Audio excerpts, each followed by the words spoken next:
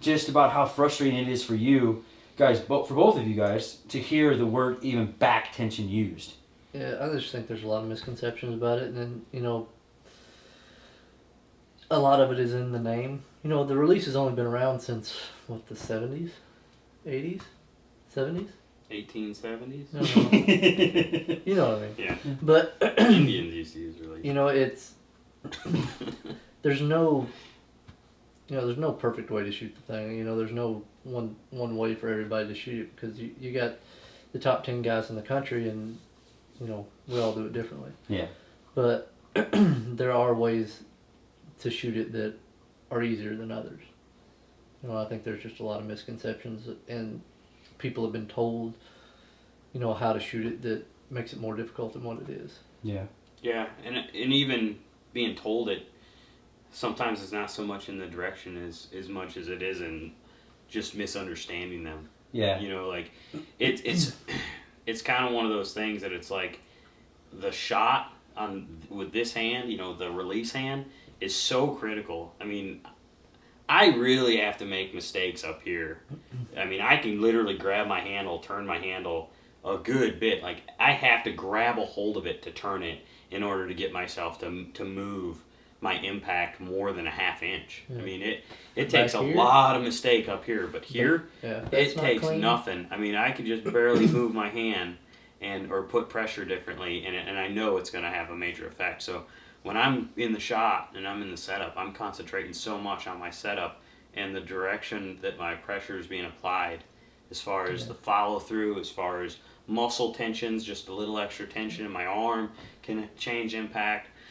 And it's due more to the, you know, the back end of the arrow sitting right here by your face. Right. Yeah. So a little bit right here is a lot bit way up there. Yep. And you moved, you know, didn't you move your fletching forward this year? I did, to get contact off of my face. I moved it forward to get that facial contact away from away from the fletching. Just to Okay. And I talked about that at the Aerosaw that day Yeah, too. exactly. Same exactly. thing. And you are shooting the absolute, correct? Yep. And you're shooting still the Longhorn by Scott. Yep. Okay, so that's not a hinge release. No, they're not, and it's a trigger. It's a thumb trigger, but I don't apply. You know, I don't actually apply. The best way to explain this is I don't apply pressure with my thumb muscle. I have been engineered to be launched from today's high-performance shooting equipment.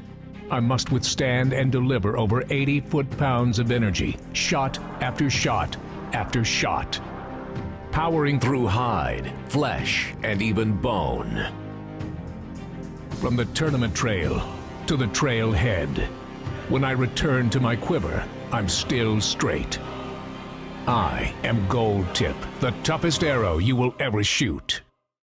Roll. All right, so some of the stuff that we were talking about inside, we were talking about how I shoot a trigger and how I think it should be properly shot as far as back tension goes. And there's a lot of different techniques. I don't know that mine's right. All I'm telling you guys is how I execute a shot. It works for me, and that's the only way I can teach you is how I do it. So what I had kind of mentioned in there is that the things to be careful about are pulling with all fingers evenly. So, you know, I don't, when you're shooting a normal back tension, you'd rock the trigger kind of like this in order to get it to fire. Have to have movement. With a trigger, I pull evenly on all fingers, so the pressure should stay the same. And I just set up, and what I was explaining, I set up with tension in my hand and my arm, and I lock my thumb on it like this, and I lock my thumb in place. And then when I hook in and I anchor, I'll relax my hand like this. And when I relax the pressure, that'll load that trigger into my thumb, and then I'll fire the rest of it. I'm gonna pinch my arrow here a second. I'll fire the rest of it with just back tension, just from pulling with my back. And that trigger will be preloaded, and that's what will cause it to fire. And it happens, so subtly.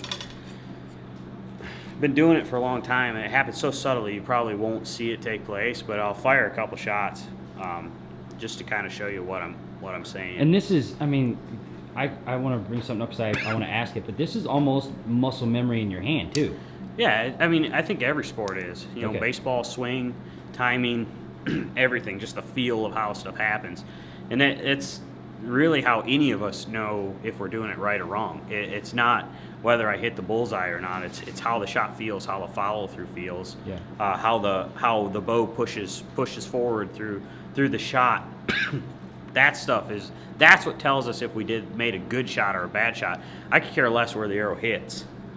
Well, sometimes I could care less, but basically the goal is to execute a perfect shot, not so much to hit the bullseye. If you make 60 perfect shots, you're going to hit the bullseye 60 times. I mean, you might make a bad shot, but it's just because that's where your pin was. I mean, doesn't necessarily mean that the shot was shot wrong. And something that Chance, that you talk a lot about too, is when it's a good shot, it's because the shot execution was good. Yeah. It may not go where you wanted it to. Yeah, I've made bad shots that have hit the middle.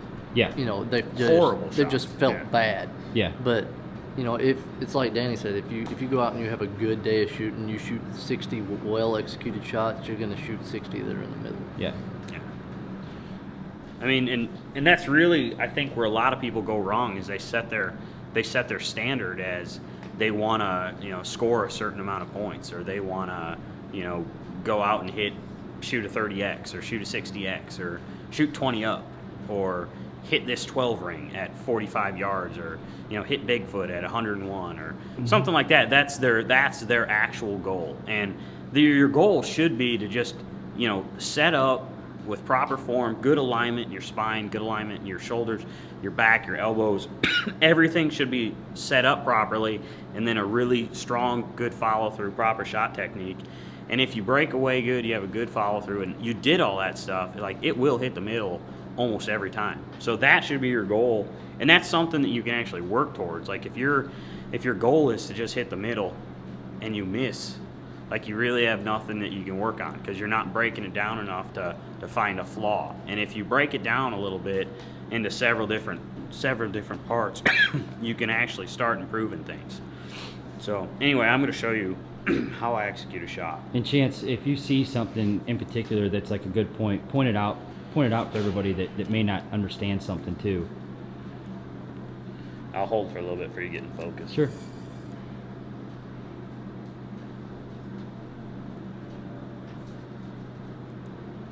Yep, you're good.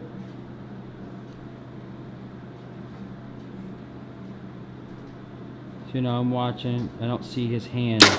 Never saw his fingers move. Never. And it's something that's just really subtle.